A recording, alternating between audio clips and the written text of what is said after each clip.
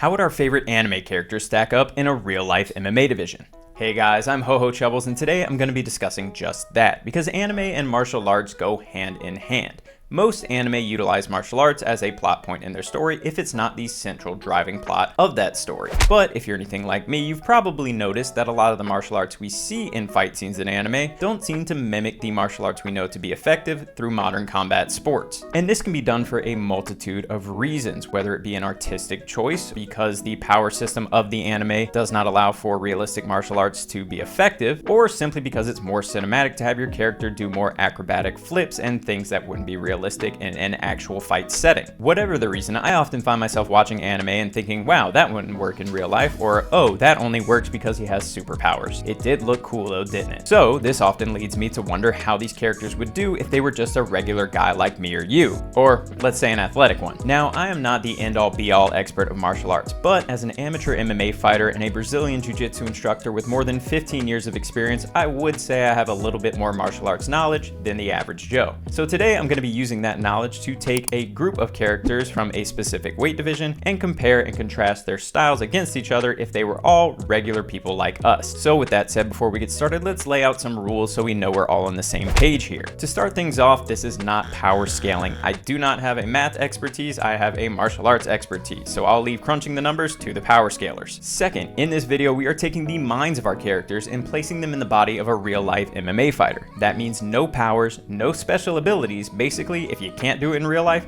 you can't do it here. So sorry guys, if you came here to hear about how Goku would Kamehameha wave John Jones into oblivion, you came to the wrong place. Plus, I don't think they'd let us show that on YouTube, though it would be pretty cool. Now, having said that, we are getting rid of everything from power-ups, super strength, to other forms, and even abilities like understanding an entire martial art because you saw one guy throw a sloppy punch. So if you've got a character whose whole power is learning every martial art on the fly, that's not gonna work here. We're only going with the martial arts that they know realistically. Sorry guys, you're not gonna cheat your way out of this one. Today, we're gonna be taking a look at the bantamweight division, or around 135 pounds. Why are we dividing these characters up into one division? Well, because it's the realistic way that they do in modern MMA, and because if I didn't, this video would go on for hours. That said, I am only using characters who I could find an official weight for, so if you don't see a character who you think is in this division on this list, it's possible that I just could not find a realistic weight for them. But feel free to let me know if I missed them in the comments below. So with all the housekeeping out of the way, let's take a look at the bantamweight division in our anime MMA bracket. Now for our first fighter, we have Tanjiro Kamado, standing at 5'5" and weighing 135 pounds. Now I know what you're thinking, Tanjiro is a swordsman, so what is he doing here? Well, Tanjiro does have some martial arts ability. You see, Tanjiro is trained by the Demon Corps, and as such, does have some hand-to-hand combat training along with his sword style. We are never really given much insight into what that style of training is, but from analyzing a few different hand-to-hand fights we get to see him in, we can see he has some natural ability combined with some Aikido and Judo. And given the fact that Tanjiro was a swordsman during the Taisho era in the early 1900s, this is consistent historically with what he would have been taught as a policeman. At this time, the Japanese military primarily taught things like Aikido and Judo with a little bit of karate striking. But all that said, he is not trained to a competition level. So we're looking at something like, imagine a police officer trained in grappling and striking, jumping into an MMA match. So while Tanjiro is proficient in hand-to-hand and he does have some natural talent, he's mainly going to be focused on subduing the enemy and isn't prepped for a 3-round fight.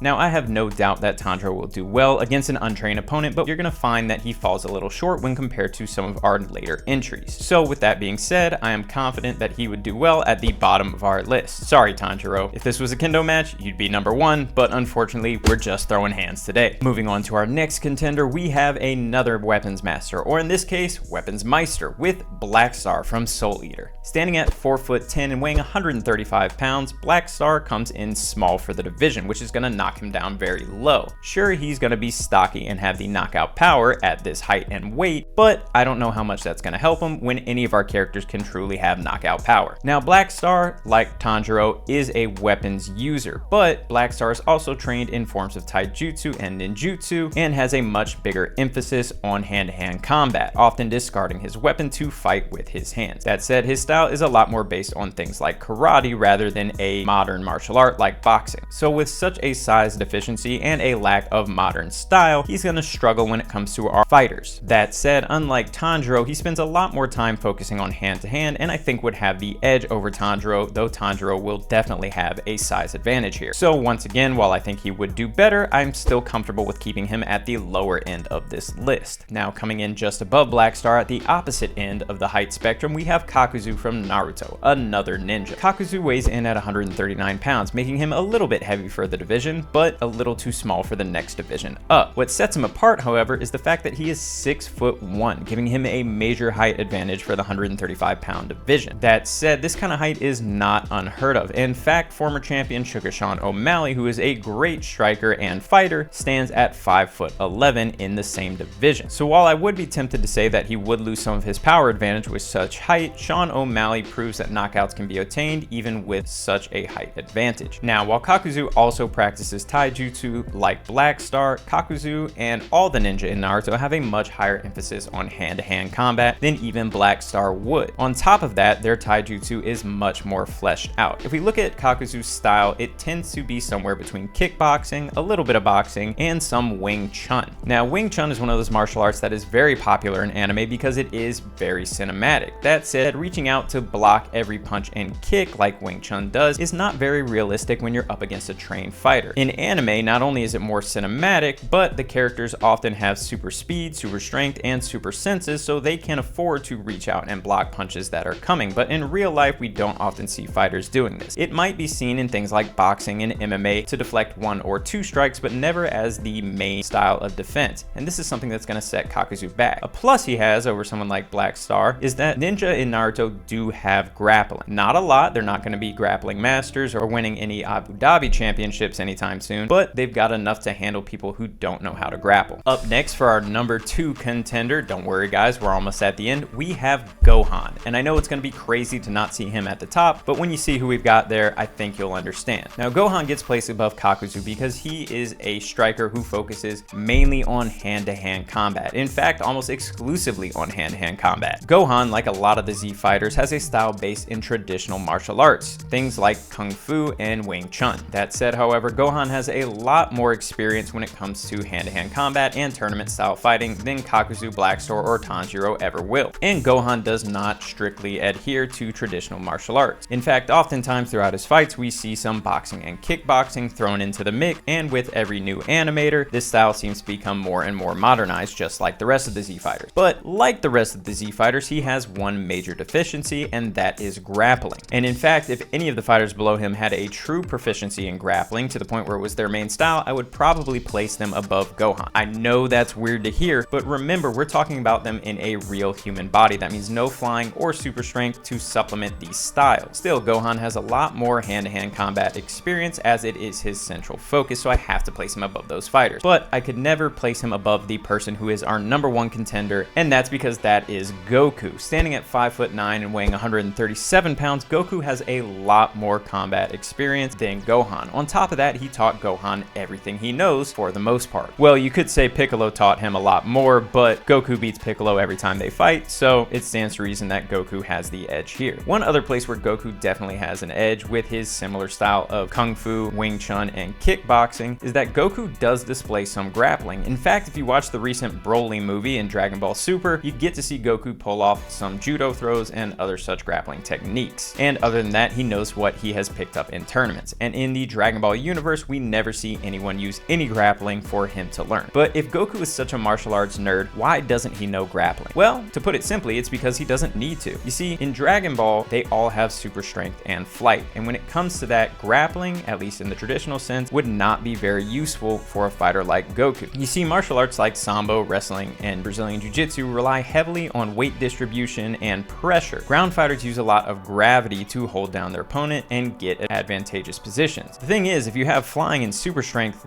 those suddenly don't matter. You see, even if your opponent has super strength, it doesn't mean they have super weight. So when you have an opponent on top of you trying to hold you down, you can throw him a million miles off of you and it won't matter. Because of this, Goku is going to struggle if he comes into contact with any high-level grapplers. Oh, but Goku's a master martial artist. He knows all martial arts. Well, that's not true. Goku knows mainly Eastern style martial arts taught to him by his grandfather and Master Roshi. But what about the martial arts of the gods? Well,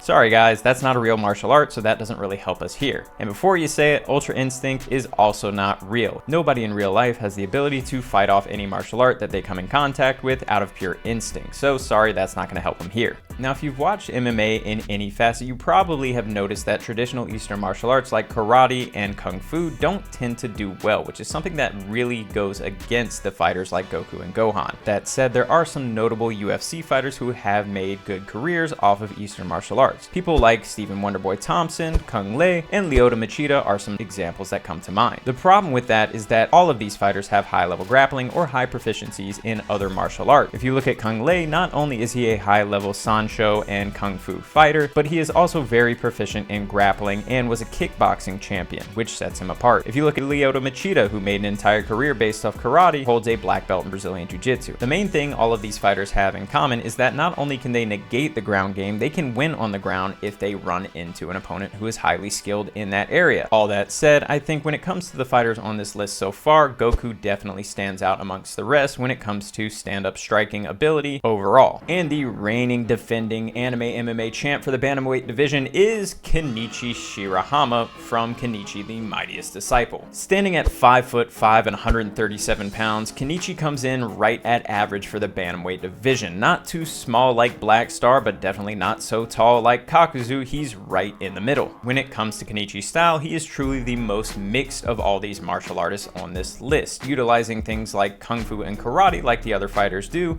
but also mixing it with Muay Thai and high-level Jiu-Jitsu to boot. This means that not only does Kenichi have the ability to deal with the awkward styles of the other fighters, he also has a highly successful martial art in Muay Thai that we see in MMA today. And Kenichi is a master at all of these martial arts and is used to using them on a at least near human level. Don't get me wrong, he does have some unrealistic techniques, but he doesn't primarily rely on those in all of his fights. What's more, Kenichi actually has the MMA experience that the other fighters do not. He has competed in underground MMA tournaments, and more than that, he's competed against fighters with multiple different styles. So Kenichi is going to have the ability to face whatever comes his way. We've seen him fight boxers, judo fighters, karate guys, you name it, he's fought it. But the major thing that Kenichi has over these other fighters is that he is a high-level grappler trained in jiu-jitsu. Now, his jiu-jitsu is traditional Japanese jiu-jitsu and judo, but still it's a lot more grappling than the other fighters have. And we know this because we've seen him fight Brazilian jiu-jitsu fighters, wrestlers, and even sambo fighters and come out on top, beating them with grappling techniques. You see, Kenichi's grappling doesn't just stop at the takedown like a lot of our other competitors. No, he can get to the ground and win there. We've seen him do arm bars, triangles, and many other grappling techniques that the others just don't know. So while in a straight fight with powers, Goku would stomp Kenichi, no questions asked, if we're reducing all things down to a realistic level, Kenichi would be able to fight him not only on the feet, maybe losing a bit of advantage if Goku just has that much better striking, but Kenichi could definitely survive and get it to the ground anytime he wanted to. And when it gets to the ground, it would pretty much all be over for fighters like Goku or Gohan. So at the end of the day, while Kenichi can't blow planets up, if they're both regular human fighters, Kenichi does have the chance to win. And that's our list. But remember, in a fight, anything can happen. So even the lowest character on our list does have the potential to beat the highest character if they get a good shot in or just catch them unawares. And on top of that, most of these fighters are lifelong martial artists and obsessed with martial arts, so they definitely have the ability to learn martial arts in the real world. And I'm sure if you take a fighter like Goku and brought him into our world, he would jump into a jiu-jitsu gym at the first chance. Send him 2-3 years Dagestan and forget.